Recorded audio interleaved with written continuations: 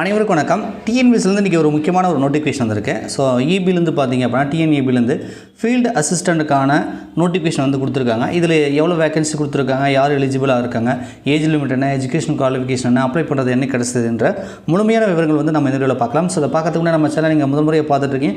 இது வரைக்கும் சேனலை வந்து சப்ஸ்கிரைப் பண்ணாமல் வீடியோ பார்க்குறீங்க அப்படின்னா மறக்காம சேனலை வந்து சப்ஸ்கிரைப் பண்ணி கூட அந்த பெல் பட்டனில் ஆல் அப்படின்னு செட் பண்ணி வச்சுக்கோங்க. அப்போ தான் நான் வீடியோ போட்டேன்னா உங்களுக்கு நோட்டிஃபிகேஷன் வரும். ஸோ இந்த ஃபீல்டு அசிஸ்டன்ட்றது ஐடி லெவல் அப்படின்றது உங்களுக்கு தெரியும். ஸோ இதுதான் வந்து combined technical service examination IT level 2 அப்படின்றத வந்து கொடுத்துருக்காங்க. ஓகேங்களா. ஸோ இம்பார்ட்டன்ட் டேட் வந்து பார்த்துக்கலாம். டேட் ஆஃப் நோட்டிஃபிகேஷன் 3/9/2025 இப்போ தான் வந்து கொடுத்துருக்காங்க. லாஸ்ட் டேட் வந்து அப்ளை பண்ணுறதுக்கு 2/10/2025 வந்து அப்ளை பண்ணுறதுக்கு லாஸ்ட் டேட் கொடுத்துருக்காங்க. ஏதாவது எடிட் பண்ணுறது இருந்தால் 6/10/2025 வந்து 8/10/2025 வரைக்கும் நம்ம எடிட் பண்ணிக்கலாம் அப்படின்றத கொடுத்துருக்காங்க. டேட் ஆஃப் எக்ஸாமினேஷன் பொறுத்த வரைக்கும் தமிழ் எலிஜிபிள் டெஸ்ட்டும் ஜென்ரல் ஸ்டடீஸ் இருக்கு இல்லையா. ஸோ இது பேப்பர் 1 பார்த்தீங்கன்னா உங்களுக்கு 16/11/2025 நடக்கும் அப்படின்றத கொடுத்துருக்காங்க. ஸோ பேப்பர் 2 வந்து பார்த்தீங்கன்னா நம்ம ட்ரேடு அதாவது மெயின் பேப்பர் வந்து 16/11/2025 மதியம், அதாவது தமிழ் எலிஜிபிள் டெஸ்ட்டும் ஜென்ரல் ஸ்டடீஸும் காலையிலையும் மதியமாக வந்து மெயின் பேப்பரும் நடக்கும், 2 to 5 வந்து நடக்கும் அப்படின்றது வந்து கொடுத்துருக்காங்க. ஓகேங்களா. ஸோ இது இம்பார்ட்டன்ட் டேட்டை நம்ம பார்க்கலாம். எப்படி அப்ளை பண்ணுறது விவரம்லாம் கொடுத்துருக்காங்க. நம்ம ஃபஸ்ட்டு ஏஜ் லிமிட் வந்து பார்த்துக்கலாம்.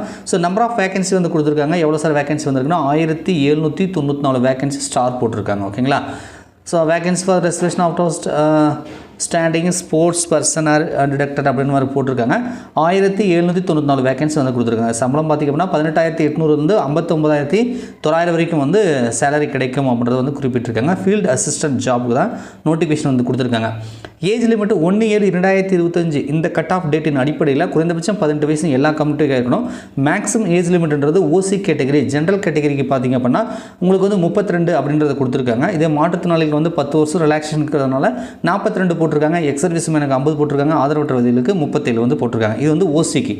இதே ஒருவேளை நீங்கள் வந்து பிசி முஸ்லீம், எம்பிசி, டிஎன்சி, எஸ்சி, எஸ்சிஏ, எஸ்டிஆர் இருக்கீங்க அப்படின்னா உங்களுக்கான மேக்ஸிமம் ஏஜ் லிமிட் என்பது பிசிஎம்முக்கும் எம்பிசி, டிஎன்சிக்கும் 34, எஸ்சி, எஸ்சிஏ, எஸ்டிக்கு வந்து 37 போட்டிருக்காங்க. அதே மாற்றுத்திறனாளிகள் வந்து 10 வருஷம் ரிலாக்ஸேஷன் ஆட் பண்ணி வந்து போட்டிருக்காங்க. எக்ஸ் சர்வீஸ் மேனுக்கு 55, ஆதரவற்ற வயதிகளுக்கு வந்து 37 வந்து ஏஜ் லிமிட் வந்து கொடுத்துருக்காங்க. இது ஏஜ் லிமிட். ஸோ அடுத்து இந்த போஸ்ட்டுக்கு என்ன சார் நாங்கள் படிச்சிருக்கணும் அப்படின்னு கேட்டிங்கன்னா இது வந்து must pass national trade certificate அப்படின்னு சொல்கிறாங்க. ஐடிஐ வந்து முடிச்சிருக்கணும். அப்படி இல்லைனா நீங்கள் நேஷ்னல் அப்ரெண்டிஸ்ஷிப் சர்டிஃபிகேட் வந்து முடிச்சிருக்கணும். ரைட்டா. ஸோ இது ரெண்டில் ஏதாவது ஒன்று நீங்கள் முடிச்சிருக்கணும்னு சொல்கிறாங்க. அது எந்த ஃபீல்டு அப்படின்னா எலக்ட்ரீஷியன், ஒயர்மேன் அல்லது வந்து எலக்ட்ரிக்கல் ட்ரேடு அப்படின்றத வந்து கொடுத்துருக்காங்க. ரைட்டா. ஸோ இந்த ட்ரேடில் நீங்கள் வந்து அப்ரெண்டிஸ்ஷிப்போ அல்லது வந்து ஐடிஐயோ வந்து முடிச்சிருக்கணும் அப்படின்றத வந்து கொடுத்துருக்காங்க. மஸ்ட் பாசஸ் அப்படின்றத மென்ஷன் பண்ணி வந்து கொடுத்துருக்காங்க. ரைட்டா. The candidate should pass the education qualification and technical qualification prescribed the post of the date of notification. இது வந்து இருக்கணுன்றாங்க. அதே மாதிரி இந்த ஐடிஓ அப்ரெண்டிஸ்ஷிப்பை நீங்கள் முடிக்கல ஆனால் வந்து ஹையர் குவாலிஃபிகேஷன் வச்சுருக்கீங்க அப்படின்னு சொன்னால் நீங்கள் வந்து எலிஜிபிள் இல்லைன்ற மாதிரியும் வந்து மென்ஷன் பண்ணி வந்து கொடுத்துருக்காங்க. ரைட்டுங்களா. ஸோ எப்படி நீங்கள் படிச்சிருக்கணும், எஸ்எல்சி அல்லது 12th அதுக்கப்புறம் ஐடிஐ, ஸோ அந்த மாதிரி வந்து முடிச்சிருக்கலாம்ன்றதை சப்போர்ட்டிங் டாக்குமெண்ட் அப்ளை பண்ணுறதுக்கு தேவையான டாக்குமெண்ட்லாம் வந்து அப்லோட் பண்ணுறது விவரங்கள்லாம் வந்து கீழே கொடுத்துருக்காங்க. ஸ்டாண்டர்ட் விஷன் எப்படி இருக்கணுன்றது கொடுத்துருக்காங்க. தமிழ் தெரிஞ்சிருக்கணும். இதெல்லாம் வந்து நமக்கு தெரிஞ்ச விஷயம் தான். ஸோ இதெல்லாம் வந்து நீங்கள் நோட்டிஃபிகேஷனை டெவலப் பண்ணி கொஞ்சம் செக் பண்ணி பாருங்கள். ஓகேங்களா. ஸோ அடுத்து வந்து எக்ஸாமினேஷன் ஸ்கீம் ஆஃப் எக்ஸாமினேஷன் நமக்கு தெரிஞ்சு தான். பார்ட் ஏ வந்து பார்ட் பி அதாவது பேப்பர் 1க்கு வந்து 100 கொஷின் தமிழ் வரும். ஸோ 75 GS வரும், 25 மேக்ஸ் வரும்ன்றதான் உங்களுக்கு தெரியும். ஸோ இது வந்து 3 மணி நேரம் எக்ஸாம் நடக்கும். ஸோ இது வந்து இவங்க கொடுத்துருக்காங்க. அதாவது 200 கொஷின் 300 மார்க் அப்படின்றத வந்து மென்ஷன் பண்ணி வந்து கொடுத்துருக்காங்க. மினிமம் குவாலிஃபிகேஷன் 40% நம்ம எடுக்கணும் இல்லையா, அதையும் வந்து 60 மார்க் அப்படின்றத கொடுத்துருக்காங்க. ஓகேங்களா. இது பேப்பர் 2 வந்து உங்களுக்கு அதே 200 கொஷின் இருக்கும். ஐடி லெவல் ஸ்டாண்டர்டில் இருக்கும். ஐடிஐ லெவல் இருக்கு இல்லையா. ஸோ அந்த தரத்தில் இருக்கும். 3 மணி நேரம் எக்ஸாம் இருக்கும். 300 மார்க்ன்றாங்க. அதாவது தமிழ் தகுதி தேர்வுக்கான மதிப்பெண் ஆட் பண்ண மாட்டாங்க. ஸோ உங்களுக்கு பார்ட் பி பார்ட் சி இருக்கு இல்லையா, அது ஜென்ரல் ஸ்டடீஸ் மேக்ஸும் அதுவும் ப்ளஸ் மெயின் பேப்பரோட சேர்த்து உங்களுக்கு கட் ஆஃப் மார்க் வந்து போடுறாங்க. ஓகேங்களா. ஸோ அப்ஜெக்டிவ் டைப் இருக்கும். சிபிடின்னு போட்டிருக்காங்க. த ஃபைனல் செக்ஷன் டோட்டல் அப்ஜென் ஸோ அப்ஜெக்டிவ் டைப் சிபிடி அப்படின்னு போட்டிருக்காங்க. ஓகேங்களா. அப்படின்னா கம்ப்யூட்டர் பேஸில் உங்களுக்கு எக்ஸாம் நடக்கும் அப்படின்றது தெரியுது. கொஷின் பார்த்திங்க அப்படின்னா உங்களுக்கு வந்து இங்கிலீஷ் அண்ட் தமிழ் இருக்கும் அப்படின்றத வந்து கொடுத்துருக்காங்க. ஓகேங்களா. ஸோ எக்ஸாம் ஸ்கீம் வந்து கொடுத்துட்டாங்க. சிலபஸ் வந்து கீழே அட்டாச் பண்ணியிருக்காங்க. நீங்கள் நோட்டிஃபிகேஷனோட கீழே பார்த்தீங்கன்னா உங்களுக்கு தெரியும். ரைட்டா. ஸோ அவுட் டு அப்ளைன்ற விவரம்லாம் கொடுத்துருக்காங்க. ஒன் டைம் ரிஜிஸ்ட்ரேஷன் பண்ணணும் அப்படின்றது, ஃபோட்டோ இதெல்லாம் வந்து கொடுத்துருக்காங்க. எக்ஸாமினேஷன் சென்டரும் வந்து கொடுத்துருக்காங்க. ரைட்டா. ஸோ மேஜராக உங்களுக்கு வந்து எக்ஸாமினேஷன் வந்து அந்தந்த சிட்டியில் இருக்கிற மாதிரி இருக்குது. 38 டிஸ்ட்ரிக்ட் வந்து கொடுத்துருக்காங்க. எக்ஸாமினேஷன் ஃபீஸ் வந்து பார்த்தீங்கன்னா அப்ளை பண்ணுறதுக்கு 100 ரூபா வந்து ஃபீஸ் வந்து ஃபிக்ஸ் பண்ணி வந்து கொடுத்துருக்காங்க. ஓகேங்களா. இது அப்ளை பண்ணுறதுக்கான ஃபீஸு. ஸோ ஆன்லைன் எடிட் பண்ணுறது நிறைய விஷயங்கள் எப்போவுமே வந்து டிஎன்பிஎஸ்சி எடிட்லாம் வந்து கொடுப்பாங்களே அந்த மாதிரி நிறைய விஷயங்கள் வந்து ஆட் பண்ணியிருக்காங்க. Name of the regions for the physical test will applying online candidates shall be permitted to choose any one of the following region physical testன்னு சொல்கிறாங்க. ஸோ அதுக்கு வந்து ஒரு 12 சென்டர் வந்து போட்டிருக்காங்க. ஓகேங்களா. ஸோ கீழே பார்த்தீங்கன்னா உங்களுக்கு அன்னெக்சரியில் சிலபஸ் வந்து அட்டாச் பண்ணியிருக்காங்க. ஐடி லெவல் தரத்தில் இருக்கும்ன்ற மாதிரி கொடுத்துருக்காங்க. நிறைய இன்ஃபர்மேஷன் வந்து ஷேர் பண்ணியிருப்பாங்க. பார்த்தீங்கன்னா இது syllabus, Tamil syllabus, GS syllabus.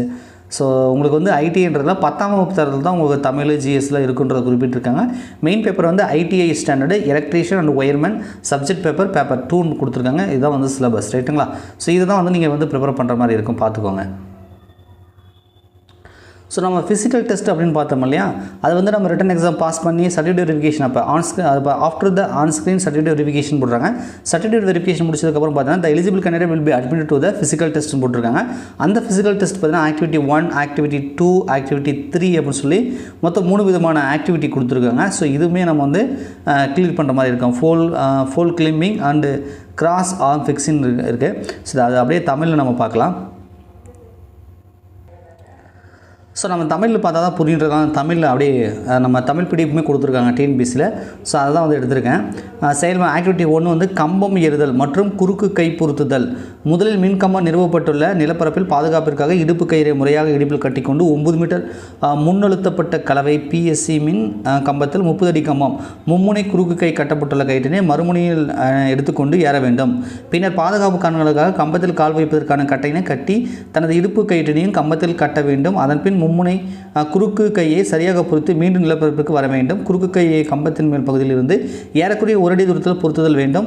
So மேற்கண்ட செயல்முறை 8 நிமிட கால அவகாசத்தில் மற்றும் ஒரே வாய்ப்பில் முடிக்க வேண்டும். ஒரு சான்ஸ் தான் கொடுக்குறாங்க. இது வந்து நம்ம ஃபிசிக்கல் டெஸ்ட் சர்டிஃபிகேட் வெரிஃபிகேஷன் அப்புறம் அலுமினியம் மின்கடத்தியில் AAAC 7/3.15 உலோக பாகங்களில் கிரீப்பர் செட் மற்றும் டிஸ்கில் முறையாக பொருத்த வேண்டும். மின்கடத்தியை உலோக பாகத்தில் கிரீப்பர் செட் முறையாக பொருத்திய பின்னர் மின்கடத்தியினை இணைத்து 20 சுற்றுக்கு குறையாமல் பிணைத்தல் பிண்டிங் வேண்டும். இது மேலும் இழுவை கயிற்றினை அலுமினிய கம்பியுடன் பின்ன வேண்டும். மேற்கண்ட செயல்முறை 2 நிமிட கால அவகாசத்தில் மற்றும் ஒரே வாய்ப்பில் முடிக்க வேண்டும் அப்படின்னு சொல்கிறாங்க. ஆக்டிவிட்டி 3 பார்த்திங்க அப்படின்னா 3 எண்ணிக்கை கொண்ட 3.5 அடி வி குறுக்கு கையை சுமார் 35 கிலோகிராம் எடுத்துக்கொண்டு 100 மீட்டர் தூரத்தில் 1 நிமிடத்தில் பலுவினை கீழே வைக்காமல் ஒரே வாய்ப்பில் கடந்து செல்ல வேண்டும் அப்படின்றதும் கொடுத்துருக்காங்க. ரைட்டா. உடற்தகுதி தேர்வு தேர்ச்சி பெறும் தேர்வுகள் மட்டுமே அடுத்த கட்ட தெரிவு முறைக்கு கருத்தில் கொள்ளப்படுவார்கள். கணினி வழித்திரையில் சான்றிதழ் சரிபார்ப்பு மற்றும் உடற்தகுதி தேர்வுக்கு பின்னர் எழுத்துத் தேர்வில் பெற்ற மதிப்பெண்களின் அடிப்படையிலும் மற்றும் இடஒதுக்கீடு விதிமுறைகள் உட்பட்டும் தேர்வுகள் மூல சான்றிதழ் சரிபார்ப்புக்கு 1:1.2 என்ற விகிதத்தில் அனுமதிக்கப்படுவர். தேர்வுகள் எழுத்துத் தேர்வில் தாள் 1 மற்றும் அந்த மெயின் எப்படி ஸ்கீம் எடுத்துக்க போகிறாங்க அப்படின்றதெல்லாம் வந்து கொடுத்துருக்காங்க. ஓகேங்களா. ஸோ வந்து ரிட்டன் எக்ஸாமினேஷனும் இருக்குது, ப்ளஸ் வந்து இந்த ஆக்டிவிட்டி இருக்குது, ஃபிசிக்கல் டெஸ்ட் இருக்கு இல்லையா. ஸோ இந்த ஃபிசிக்கல் டெஸ்ட்டும் இருக்குது இந்த செலெக்ஷன் ப்ராசஸில் ஃபீல்டு அசிஸ்டன்ட்டில் அப்படின்றத நீங்கள் வந்து தெரிஞ்சுக்கோங்க. ஓகேங்களா. ஸோ நோட்டிஃபிகேஷன் டிஎன்பிஎஸ்சிலேருந்து வந்து கொடுத்துருக்காங்க. நீங்கள் வந்து ஐடிஐ முடிச்சிருக்கீங்க, அவங்க சொல்லக்கூடிய அந்த ட்ரேடில் முடிச்சிருக்கீங்க அப்படின்னா நோட்டிஃபிகேஷனை செக் பண்ணி பாருங்கள். நீங்கள் எலிஜிபிளாக இருக்கும் பட்சத்தில் இந்த தேர்வுக்கு நீங்கள் அப்ளை பண்ணுங்கள். அல்லது உங்கள் நண்பர்கள் யாராவது இந்த போஸ்ட்டுக்கு எலிஜிபிளாக இருப்பாங்க அப்படின்னா இந்த வீடியோ அவங்களுக்கும் வந்து ஷேர் பண்ணுங்கள். நன்றி, வணக்கம்.